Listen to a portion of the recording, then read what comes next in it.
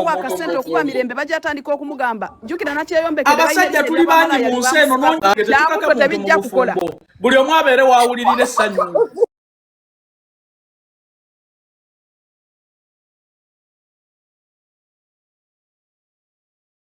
Bwe tuba twagala kkaka bantu tugenda kuddayo kuleema Namakula tumuzzeeyo ewedi Kenzo tukwate Beki Joseph Beki tumuzzeeyo wa dictator Amir tugende wa Pastor Bugingo tumuzzeeyo wa Mama Teddy ate kati Mama Teddy nga bakugamba ekikulukutu kyali kimutta njagala okukibasiigira nti okwawukana kya bulijjo abantu beerema ate kati bajja kwawukana nga ffe tetuwulirangako kusaidia musajja nti mukyala wange yankola bwati bali abasajja bonna bawasaidiza teweetaaga kugiwulira nannyini musajja akugambya nnemye nga bw'atakugamba nti ntegeerera nga mbuyingira kati akugambye nnemye mu kyamutwewulira kyamutwe ffe tetufunanga ku chance ewulira kusaidia nsambya nti Kalidi wano buli omu yali yeegomba talina kyamanyi eya Kalidi wagiwulira laba neba nange tuli Uganda olese bintu bya Buwalabu neba nange kuleetera nkulage nti ne international abantu baawukana Pastor Beniyini yayawukana ne mukazi we Beniyini ensonga ebadde mu ddiiro ya maama tebibadde mu by'abantu kwawukana eya maama yo tukitegedde nenjagala main cause omukazi omu abeera Saudi Arabia mukulukulu mukadde yakuliridde atuludde mu myaka naye mukazi gwo obukyayi bwogezezaako okusiga ku mutala guno nsaba wakitiibwa Allah akulamuza ebiri banaye mukazi gwo siga obukyayi mukazi gwo olina engeri wakuta akatambi kansambya ne maama we akantu akakadde akakwatibwa 2024 kirabika na January nobeera n'engeri gy'okabulandingamu naye mukonga yaweeweeta nnyo Nazaala akabina nogamba nse kino kyendabye ekintu ekyaliwo emyaka 2 emabega gwe n'okifuula ekipya mukazi bannanga abakote mubayingiza nnyo bwe mutyo mu famire namwe abaana mwagaliza kyokola mama gajeti yakugoba nga alaba gy'omulaza omulaza mu bwana kyeyombekedde eva kasito tunula mu bulamu bw'omuntu nawe Nazaala wo muwahaga bw'okuba kabina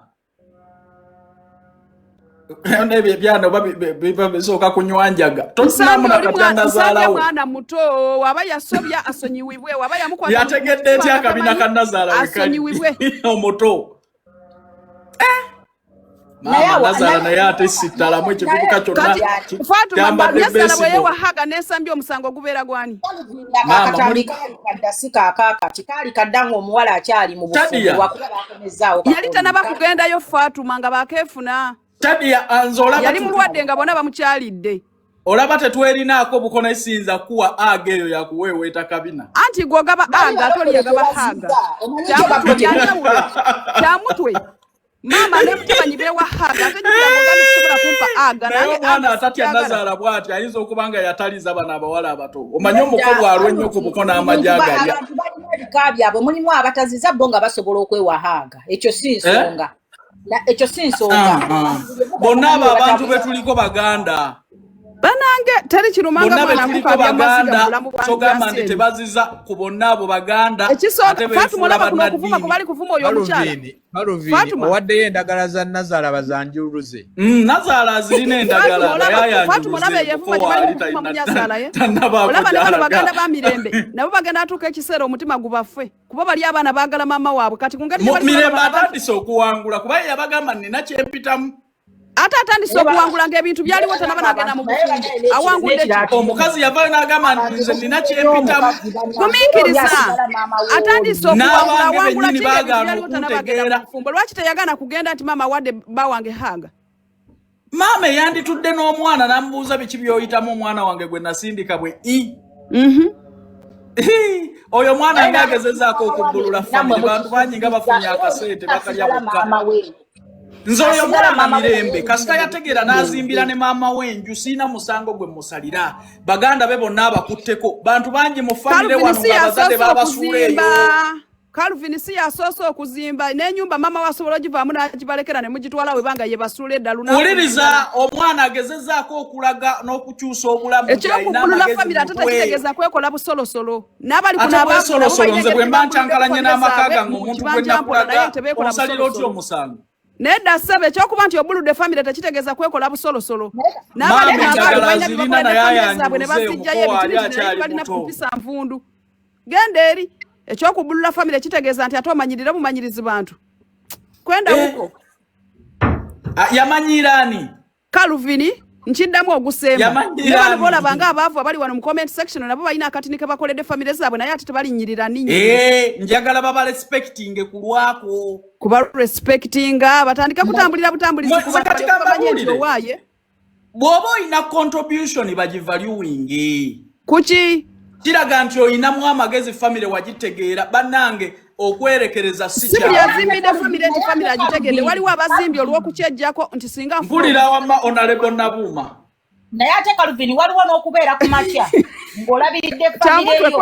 Honorable Nabuma kibadde kyetaagisa. Bwana oguleka gumanyi. Kyamutu afunye Honorable Nabuma.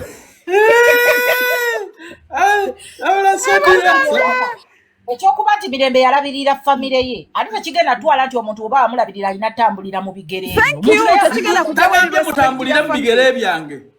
Ate osobola kutegeerera baganda. Uliriza. Tekiwa family audacity ku choosing opponent. Naye bannange nkakasisa Nabuma omulogaloga. Honorable Nabuma omulogaloga. Evubuka lyaloga family y'omuwala kati nzikiriza. Bannange family gye twateeserezangako nga twogera birungi byokka banange abaana bakoze bali babiri banange bebale kukola kati ulire ebintu bye tubeera tubateeserezaako. Bannange Sitani alina ettima. Baawukanye. Bannange Sitani yajja kuta na kuzikiriza. Naye nga nsiba kusaidi wadde siina saidi ntuufu naye maama wa Mirembe sigala ku saidi y'omwanawo.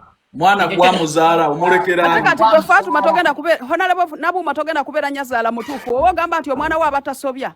Anzo mwana wange tasobya. Linda mupamwana okujja kukunamira akulaga ekifuka. Mwana ne mwana kunamanja sigala ku saidi. Fatuma mwemanyiriza okugamba nti abaana bamwe basobya. Fatuma mwana wo n'omulaga nti asobya.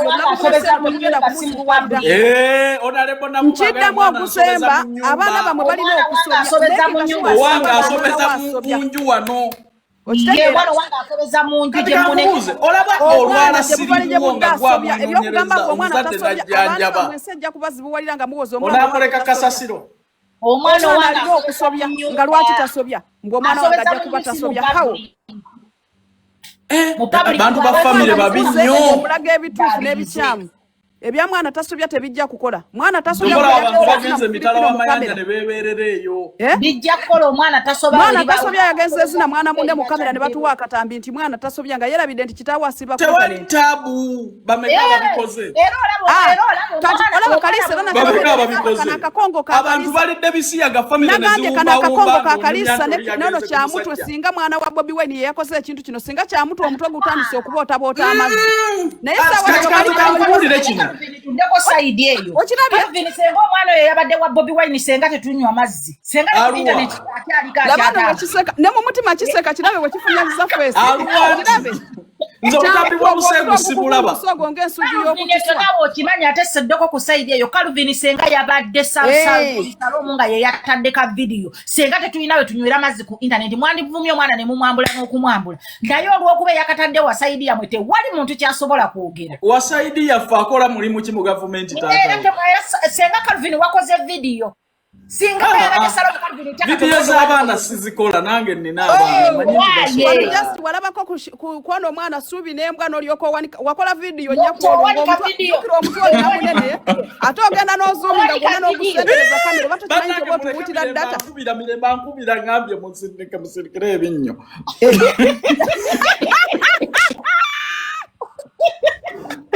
Wala yomugenda kumalako sente nga abasaaga. Wulira Calvin bwasanyuse mu Mirembe nkubira. Kati kiki mukazi mulungi sente alina lwaki tetwayagalira. Kati na bamu kubo balwana asambya tebalwana tulokuba tebagala babere n'emirembe. Kati bali wa n'omukazi tumwagala mukozi. Omukazi bamwagala. Bwebwe obuzibu bw'okuwasa omukyala nga test ya buli musajja munnange obukutakanya bugera bwe buti ne babugaziya. Kaza ine sente ayagalwa. Anti owulidde obu message Mirembe mbumuteerako mugamba nti ngenda kukulaga omukwano gw'ekimmemmette. Nkozeeko ennaku. Naye banange kya mutwe bireke naawe ate oswala. Jangu nkozeeko ennaku baby. Era essaawa yonna mugenda kundabako mu branch yaffe ye Namulanda. Shadia, read your number. Waliwo omuntu angamba mu comment section to read my number. Rachel, how are you? Which number gy'obeera onsaba mukwano? Sente butto zino ensonga oziwulidde. Ziwulidde naye nsomesa nnyo ku Kayanja ali ku saidi ya mukyala. Shadia ali ku saidi ya musajja. Naye ensonga zayingiddemu maama. Nti maama yagenda n'awa mukoddomi we akafumito, bwe mukoddomi we n'amukwata bw'atalina mumukwata. Aga bwakwata amabina. byaliwo ddi nga baawukanye. Bu video buli bubiri. Waliwo ka video akakano. Waliwo ne ka video akapya. Bu video buli bubiri. Mugambe nti ka video akali mu kuyombya abantu bakakwata tebanabana kwewasa nga kati kano ka video akali mu kuyombya abantu essaawa zino bakakwata tebanneewasa. Naye kati kano ketuli mu kwogerako akali recently kazuukusiza kali akakadde. Nedda Mugambe akali recently yabadde kusaba yabadde misa. Abantu bafunye okusaba bagambye nti yamukutte bw'ati n'amunyweza. Nawe genda eri mu kusaba nti nawe yamukwatiddeko. Nedda esholaba nti ebintu byemuli mukwogera temutegeera. Ne Kaluvini asasa kuba naye alaba ng'omutwaliro oguzitoye. Olaba Kalisa ng'ate yamuhaginze mu kyaki. Naye bannange mulenzi gwe Kalisa matako muli kiki muli. Kalisa atawo oyongedde mukko. Yamuhaginze kati abantu bagamba. Mwenamu abali mukundekera Shadia yani block mikasta mumpulira munda mundeke. Temukwata. Naye ng'ensonga eri bw'eti ssente buto. Ensonga entuufu eri bw'eti.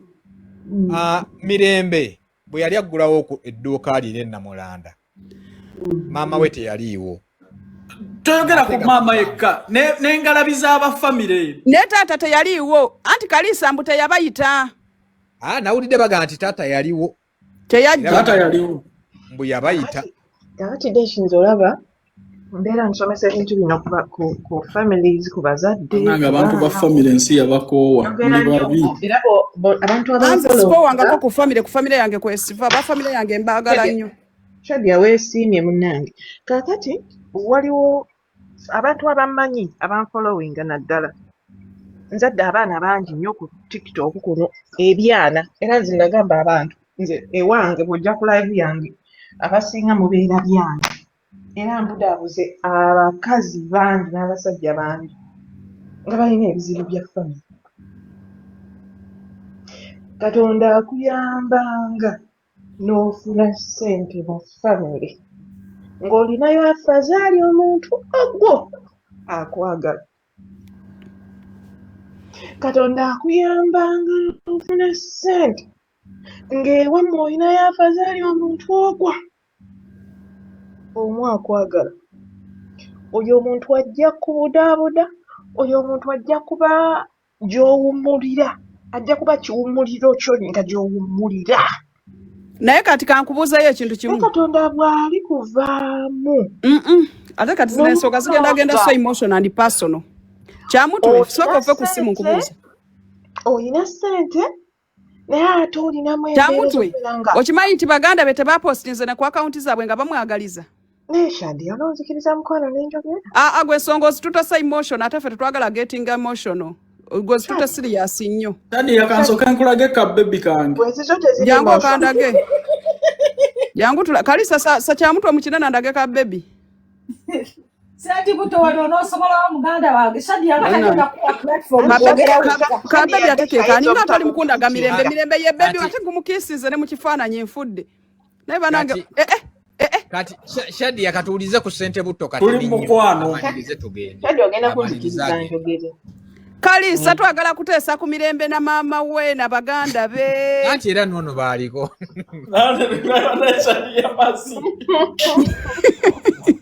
Kyamutwe tosekaawo tewali kisesa. Shadia.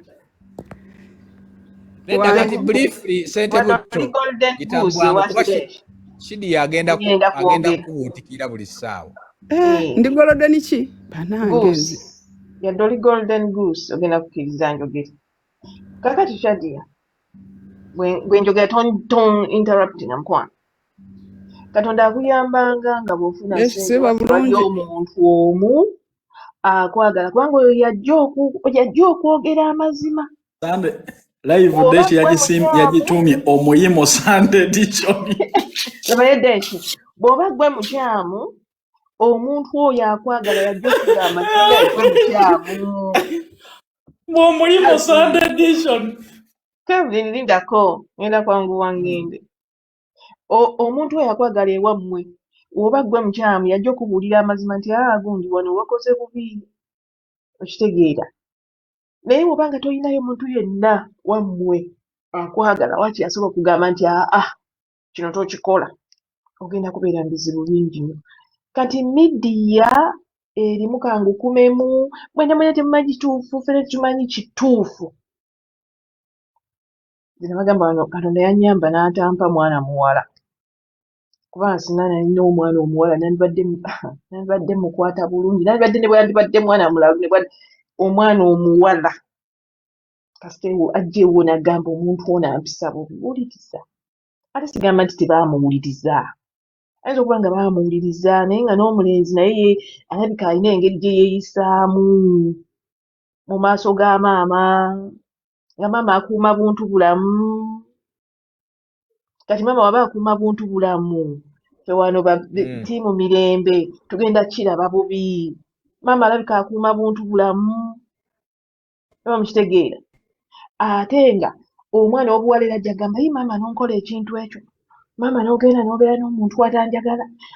Omukazi alabika akuuma buntu bulamu, ng'ekyo kyokka omuzadde ogenda n'akola bw'atyo, nga mirembe kiyinza okukuuma ng'oli mulamu. Si buli kintu ky'olaba nti kibi ng'okiraba nga bw'okiraba nti kibi. Ayinza okuba nga akuuma buntu bulamu, naye abazadde abataagala baana baabwe nammwe gye muli. Bamaama abataagala baana bammwe ab'obuwala nammwe gye muli, nammwe tujja bagambako buli lunaku. Bw'oba toyagala mwana wo teweetaaga mulumya bw'otyo. Lekerawo okulumya omwana wo, oba tomwagala mwesonyiwe. Ekiwalo bamaama abataagala baana baabwe naddala abaana ab'obuwala. Kati zino story simanyi bwe ziyimiridde, oyo maama w'emirembe yennyini amuzaala aba nedda Deshi. Nze simanyi, nze ndeeta buleesi sitoole, simanyi oba yamuzaala oba si yamuzaala.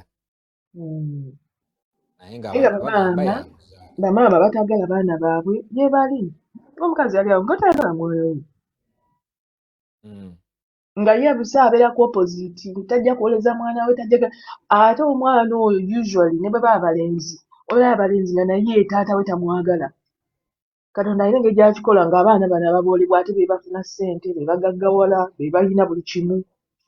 Bwe weegendereze Deshi mu famire, ate kino buli alina akasente ajja kyogera nti mu famire gwe alina ssente, ojja kusanga nga mu famire olinamu emikwano mitono nnyo, nga majority tebakwagala.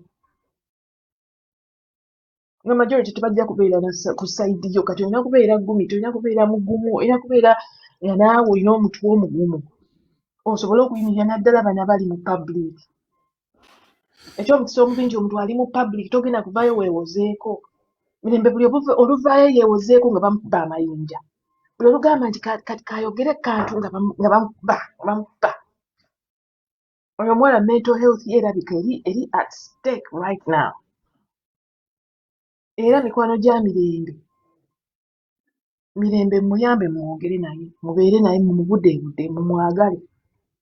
Kubanga midiya emukuba buli ke balaba, ate ye takkirizibwa kwogera. Ate ng'anaayogera ki mukazi wattu ne batamujajinga. Nammwe abasajja oyagala omukyalo oba oyagala mukazi wo, lekeraawo okwesiba mu famire. Banaye abalamu ab'olugezigezi, buli omu n'omu gwa mu kafuba wawasa kika kyonna, mutuuleeko ewammwe. Njagala kukomyawo gundi oyo Calvin Kayanja oyo tweyanza nnyo naalo. Calvin wabadde n'ensonga yo naye nga Shadia obwedda akuli bubi nga takukkiriza kwogera. Shadia alivinga bulamu bwakweyisaako, naye ng'ekituufu naye akimanyi. Tosobola kukaka mwana mu bufumbo. Family zaatabanguka dda. Actually mirembe kino nkyogera kati. Omanyi mukimanyi nze mwogezi we ku nsonga ezo. Natuula naye ne mugamba topuluvinga nnyo bantu. Ensi ejja kukakasa amazima mpola. mulimu ekintu ekikuluma nga tosobola kukyogera naye nga ababo bennyini be bakukola batyo mwenna mubeere ku leverage. Nze kye neebaza ku muwala oyo nti buli kimu kyonna kye yakola yakikolera mu kamera. Singa yabikola mu nzikiza nga bwe tukola. Naye yakulaga obulamu bwa maama we ne baganda bwe baali n'engeri gy'azaabukyusaamu. Ffenna tukimanyi wano nti Mirembe alina contribution ku bulamu bwa baganda be ne famire ye. Kye tutasobola kutwala for granted kubanga abantu bangi abalina essente nga baalemererwa wadde okujjukira abaabazaala. Abagagga gye bali n'osanga nnyina oba kitaawe ng'ennyumba ebula kumutta naye nga ssente azirina. Naye omwana omuto n'aleka obulamu obw'okwejjalabya n'aleka obulamu obw'okubeera mu mabaala n'asalawo akyuse baganda be baani bonna tukimanyi bulungi nti abalinako contribution. Ekyo tulina okya-appreciatinga then tudimandinge family ebwemu amagezi okusupportinga oba okwerekereza okulwana ani yabakwatirako mu bulamu. Tulekeraawo okubeera mu ddinaayo n'okulivinga obulamu obutakkiririza mu reality. Bw'aba yabayamba singa teyabayamba singa tumunenya kimu nti Mirembe nnyoka asulawa baganda bo lwaki bali bwe bati. Naye ffenna tukkiriza nti baganda be ne maama we ne baani bonna be tumanyiiko abayinako contribution. Lwaki tetukya-appreciatinga then ne tuba demandinga ng'aba family. Omwana yenga omwana ensobi tezisobola kumuggwamu naye odisidinga okugenda n'atali wammwe kubanga owammwe mubi. Kitegeerekese ekyo? Kasooke mmalirizewo.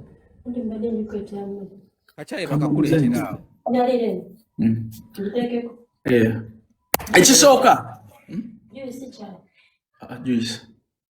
ekisooka